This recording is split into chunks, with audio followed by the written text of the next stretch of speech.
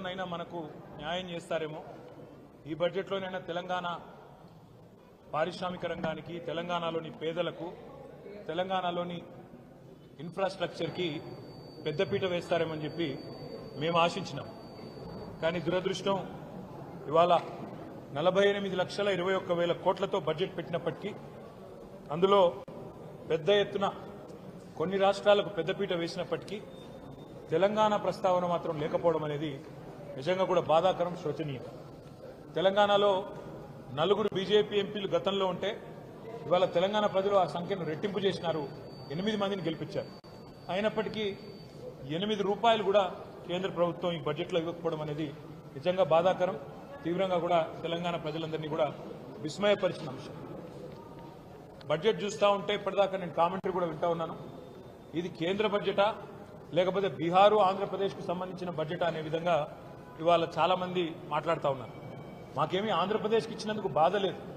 సాటి తెలుగు రాష్ట్రం, తప్పకుండా వారు బాగుండాలి, మంచిగా ఉండాలని కోరుకుంటోళ్ళం తప్ప వారికి నష్టం జరిగితే మేము కూడా బాధపడతాం.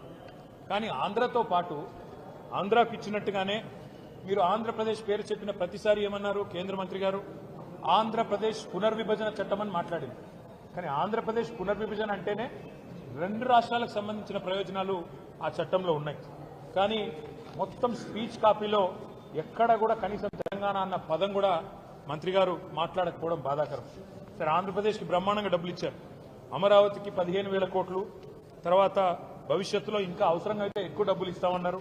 అదేవిధంగా పోలవరం నిర్మాణానికి సంపూర్ణ సాయం చేస్తామన్నారు. అదే మాదిరిగా ఆంధ్రప్రదేశ్లో మరి పారిశ్రామిక అభివృద్ధికి ప్రత్యేక సహకారం ఇస్తామన్నారు.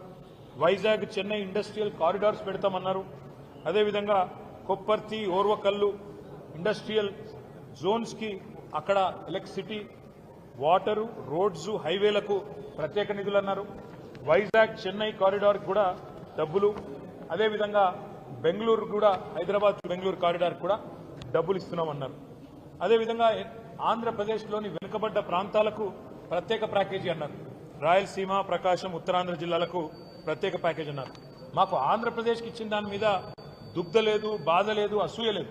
తెలుగు రాష్ట్రం, పక్క తెలుగు రాష్ట్రం బాగుపడితే సంతోషించటోళ్ళమే, తప్పకుండా స్వాగతిస్తాం ఆంధ్రప్రదేశ్కి ఇచ్చిన దాన్ని.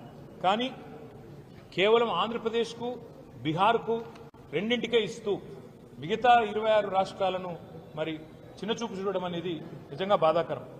ఆంధ్రప్రదేశ్ పునర్విభజన చట్టమని మీరే మాట అయితే చెప్పారు. ఆంధ్రప్రదేశ్ పునర్విభజన చట్టంలోనే 2 తెలుగు రాష్ట్రాల ఏర్పాటు కూడా ఉన్నది. తెలంగాణ ఉన్నది, ఆంధ్రప్రదేశ్ ఉన్నది. కానీ ఎప్పట్లాగానే మనకు 9.5-10 సంవత్సరాలుగా ఎప్పట్లాగానే ఇచ్చినట్టు ఈసారి కూడా గుండు సున్నానే ఇచ్చింది కేంద్ర ప్రభుత్వం. మరి మీరు ఒక్క నిమిషం ఆలోచిస్తే మనకు ఆంధ్రప్రదేశ్ పునర్విభజన చట్టంలో కూడా 35 వివిధ హామీలు మరి మనకు కేంద్ర ప్రభుత్వం ఆనాడు 2014లో ఇచ్చింది. అందులో చాలా అంశాలు గతంలో కేసీఆర్ గారు ముఖ్యమంత్రిగా ఉన్నప్పుడు గత 10 ఏళ్లు ఒకసారి కాదు పలుమార్లు పోయి బతిమలాడినాము, పలుమార్లు పోయి అభ్యర్థించాము, ఇచ్చిన మాట నిలబెట్టుకోండి అని చెప్పి కూడా కోరినాం. ములుగులో గిరిజన యూనివర్సిటీ కేటాయించాలి మనకు పునర్వ్యవస్థీకరణ చట్టం ప్రకారం. కానీ పేరుకేదో యూనివర్సిటీ ఇచ్చినట్టు గతంలో ప్రకటించారు తప్ప ఇప్పటి వరకు డబ్బులు కేటాయించలేదు. బయ్యారంలో ఉక్కు కర్మాగారం పెడతాము steel authority of India limited ద్వారా అన్నారు. ఇప్పటి వరకు దానికి మోక్షం లభించలేదు. ఈ బడ్జెట్లో కూడా దక్కింది గుండు సున్నా. కాజీపేటలో రైల్ కోచ్ ఫ్యాక్టరీ అన్నారు, అది కూడా హులెక్కైంది. అది కూడా ఇవాళ రైల్ కోచ్ ఫ్యాక్టరీ పోయి ఒక వ్యాగన్ రిపేర్ షాప్ పెడతామని చెప్పడం బాధాకరం. 9 ఏళ్లుగా ఆనాడు కేసీఆర్ గారు ప్రధానమంత్రి గారిని, కేంద్ర మంత్రులను పలుమార్లు కలిసి మా రాష్ట్రానికి కొత్త విద్యా సంస్థలు ఇవ్వండి, ఐఐఎం ఇవ్వండి, ఇండియన్ ఇన్స్టిట్యూట్ ఆఫ్ మేనేజ్మెంట్ ఇవ్వండి, నేషనల్ ఇన్స్టిట్యూట్ ఆఫ్ డిజైన్ ఇవ్వండి, ఐఐఎస్ఈఆర్ ఇవ్వండి, నవోదయ కేంద్రీయ విద్యాలయాలు ఇవ్వండి అని పలుమార్లు కోరినాం. దాని మీద కూడా ఒక్కటంటే ఒక్క విద్యా సంస్థ కూడా ఇప్పటి వరకు మంజూరు చేయలేదు. ఈ రోజు బడ్జెట్లో కూడా చేయలేదు.